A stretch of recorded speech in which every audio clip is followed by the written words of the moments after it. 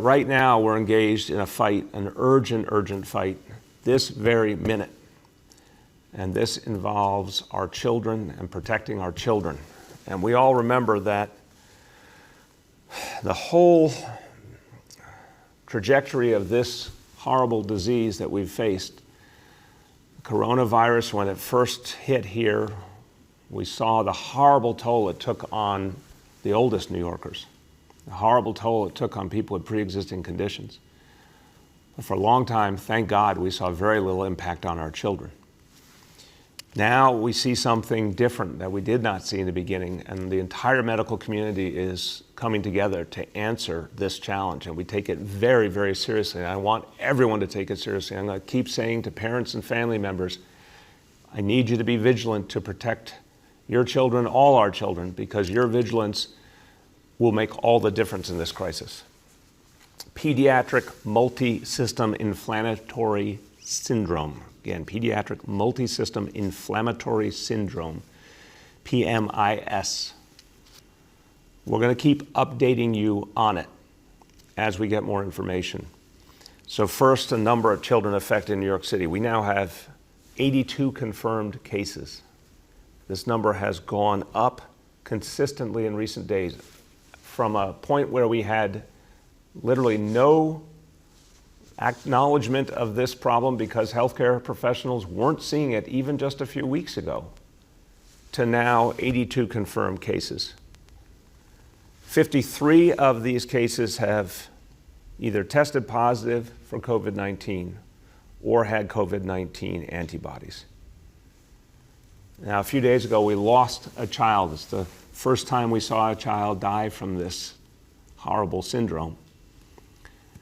And we all have to work together, hoping and praying that there will not be another child lost and that we can save every child going forward. But again, that vigilance is crucial. It's crucial in the whole healthcare system, which is why our health commissioner issued an alert to all healthcare providers to immediately both look for these symptoms in children and act on them, but also report any and all activity to the health department so we could understand better how to fight back this problem. But again, it comes down to all of us, because the sooner anybody identifies in a child in their life this problem, the sooner they get to healthcare, the more chance that a child can be saved. I'm going to keep saying it. Early detection matters here. We know this in healthcare. We know there are certain challenges and diseases where early detection can lead to full resolution. We need early detection in this case because we know it can make a huge difference. Now,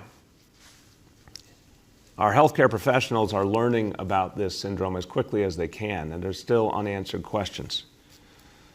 There's things we don't know. We don't know what makes kids specifically susceptible, why some kids and not others. It's still, even though it's a striking number, it's a small number compared to the number of kids in the city or even the number of kids who have been exposed to COVID. Why are some kids susceptible? How long does it take for this syndrome to manifest in a child? What's the time frame so that we know what we're dealing with, how much time we have to save a child? What is the likelihood of a child developing it going forward as we learn more about it? Again, that's what we don't know. What we do know is early detection, early treatment makes all the difference. So to aid in that effort, we're launching a citywide effort to inform parents, to alert parents. We need public awareness to grow rapidly. This is something, remember, it parallels the reality of COVID-19, the coronavirus. We had never heard of it. It didn't exist to human beings 6 or 7 months ago. And then it suddenly was something happening far away, and then one day it was happening here, and everyone had to learn about it, and we still don't have all the answers.